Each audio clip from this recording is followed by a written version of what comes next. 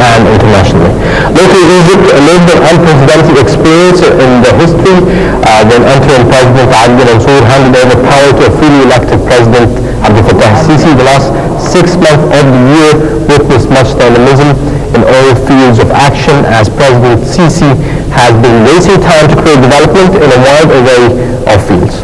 Most remarkably, 2014 has proven that Egypt has become once again a major strategic player in the Middle East and the Arab world and also the Mediterranean region, and has the vision, resources, and allies to forge new and active foreign policy to protect and defend its national interests and project its power and influence in the changing regional and Arab context. To be discussing this topic and more, we're joined with Ambassador Farghali Abdul Halim, Assistant to the Minister of Foreign Affairs. I'd like to thank you very much for joining us, sir. Thank you very much. Thank you. Former Assistant. Former Assistant to the Minister of Foreign Affairs.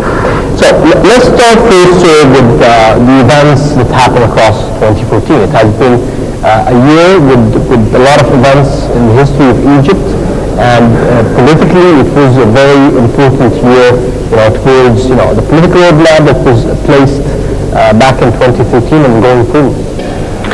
Yeah, of course. We had in this year we had two presidents, one interim president and the other elected president, who is President Sisi, and we had a lot of instability and major events and security disturbances, but we had also some good things, which is the 30th of June popular uprising and revolution, and we had also the setup of the constitution, the election of the President Sisi. We had a lot of visits done by President Sisi to Arab countries, African countries, and some European countries, and lately to China. It's very promising, I hope, and though we still have some disturbances, security disturbances, we still have some challenges, economic challenges, and we still have some perspectives ahead. Ambassador, could you please tell us more about the importance of President Abdel Fattah al-Sisi's visit to China this year? Well, it's a very important visit, as well as the other visits, of course, to many visits. The importance of China, the one to China first. Yeah, of course. China is a big country. China is economic power in the world, is exporting to the whole world and importing from the whole world.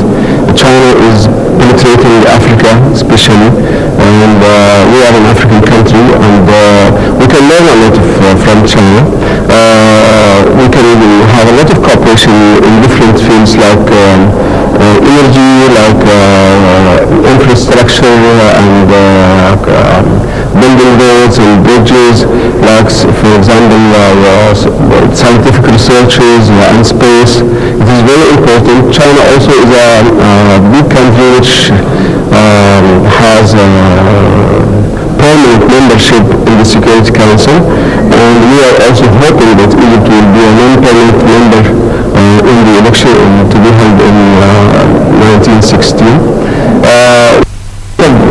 Agreements during this visit, agreements and letter of contents and memorandum of understandings in different fields actually. The cooperation also will be extended between the businessmen in the two countries. As trade here in Egypt, more investment. Yeah, of course. China mainly is a trade partner to most of the world. It's not a big investor in the world. It is like businessmen. But I think the president entourage have succeeded in attracting China to invest in mega projects in Egypt, like for example energy and petrochemicals and some maybe construction fields.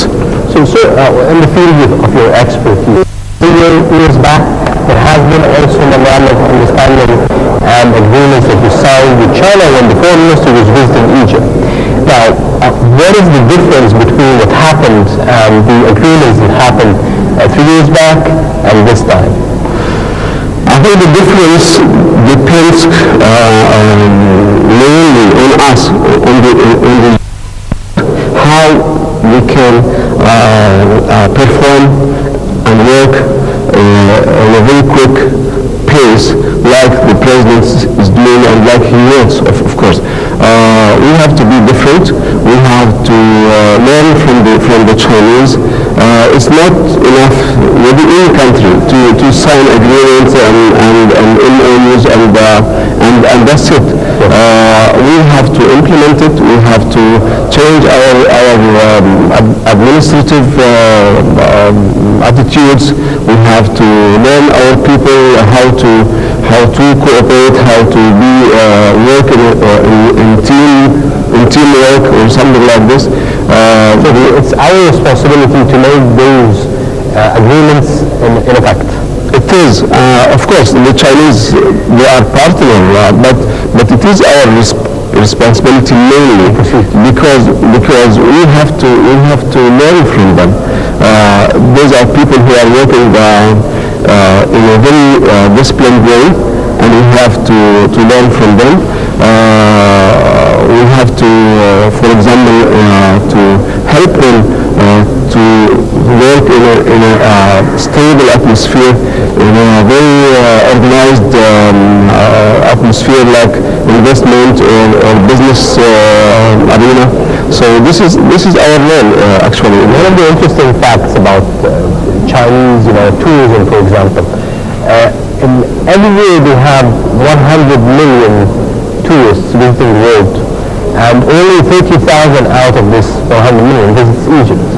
So I think this is an opportunity. It's a golden opportunity. Away from politics, there is an opportunity for revenue income in terms of tourism in Egypt from the Chinese side. Of course, tourism is a very important field for our economy. But again, we have to attract tourists from abroad, from any country, and especially from China. This is a big country, and I think the last 4 years have had big effect on our tourism because of this stability. Because of the instability and the events which has been going on. So we have also to learn our people, starting from airports, drivers, and hotels. We have to learn our people how to deal with the tourists and how to cooperate with them and to be helpful. Yes, Your Highness, the last 6 months have witnessed lots of decisions taken by President Abdel Fattah al-Sisi and very rapid steps that he took. Could you please highlight on the most important steps that he took and the most important decisions that the President made during this 6 months? Well, I think the President has been really, if I may say, the very thing against the current.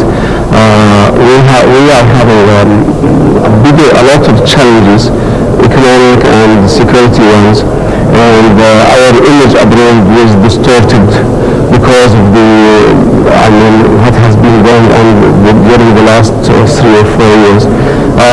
The President has taken a lot of steps internally and externally also.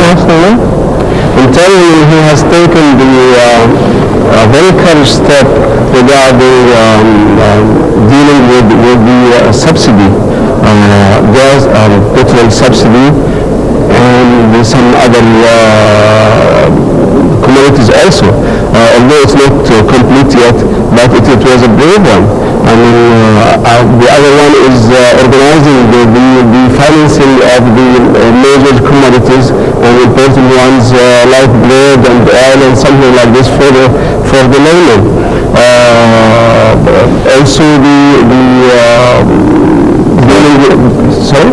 No, we continue saying. Dealing with security matters, especially in Sinai. And having a buffer zone extending it to 1 kilometer from Rafah and borders with Israel. This is also a very. Do you think you overcome this problem, Your Excellency? I think our army is doing well, and it's not that easy. Sinai is full of groups and fanatics and terrorists, and also it's full of flow of weapons coming from everywhere. So our army is doing well, and